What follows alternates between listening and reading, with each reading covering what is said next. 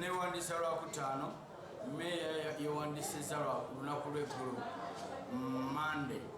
Omu ku basirikale gwesaana okusinza erinnya n'akwata katiya kanisita n'akagyamu ppini n'akansula amagulu gange ne kambalukiramu kyobulabe gulunadde ku kitanda era embeera gye mwalabye ku social media okulaba nga nabadde mu mbeera abamu bambise n'okumbika n'ekirungi nti mumuzze kimpadde amaanyi okwongera okutegeeza abantu nti ndi mulamu newankubadde nkyali mu bulumi naye tuvumirirwa ebikolwa bya poliisi n'abakuumaddembe ebitongole ebikuumaddembe engeri gye mukwatamu abantu mbi nnyo.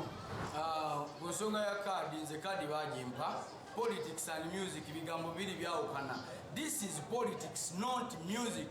Senga okubetinga kwabadde kubetinga bayimbi era mwandirabye nga Chameleone awangudde engule kubanga ye musaale oba muyimbi w'amaanyi buli omu amumanyi n'ensonga lwaki si bwe kyabadde lwa nsonga this is politics.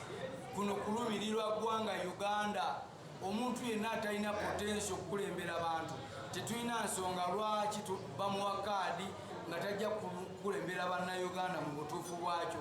Bino si byakuyimba Kalifa aganaga muyimbi munnange naye yagaana okukyuka ng'omukulembeze oyagala kukiikirira abantu nga member of parliament oyambadde ebigato bitunudde eri earrings ziri matu enviiri zitunudde eri. Which kind of person are you? Are you a leader? A good leader should be exemplary.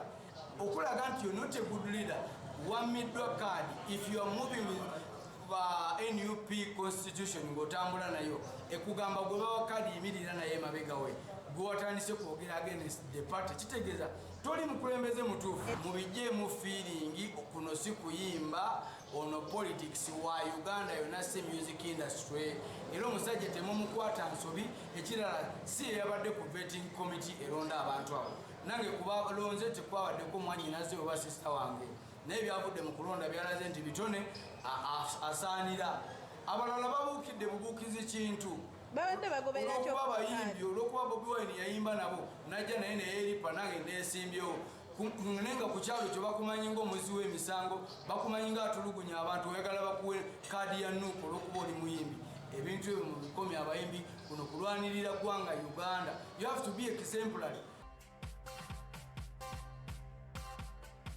Exemplary nange simanyi naye Kalifa alabye tusabula naye Kalifa musajja watu mumusabudde wala kusabulira omuntu n'ogamba naye mukama walabye ne batoota abamu eripye batoota ne bavaayo simanyi kididde simanyi ani ne bavaayo nabo ne bagamba ffe Kalifa atuswaziza nnyo akwata atya simanyi oluyimba ne kolabo naffe ne tumubuuza olimba lwo nga tetulumanyinyi natugamba nze nayimba engolo mu kiro simanyi engolo temwagiwulira kana Kalifa obonyeebonye bannaye kati walage kuba n'abayimbi abato abavuddeyo nga bagamba nti abayimbi okwegatta mu bintu bya politics bo ng'abayimbi bibatiisizza okubanga babaako kye beekolera.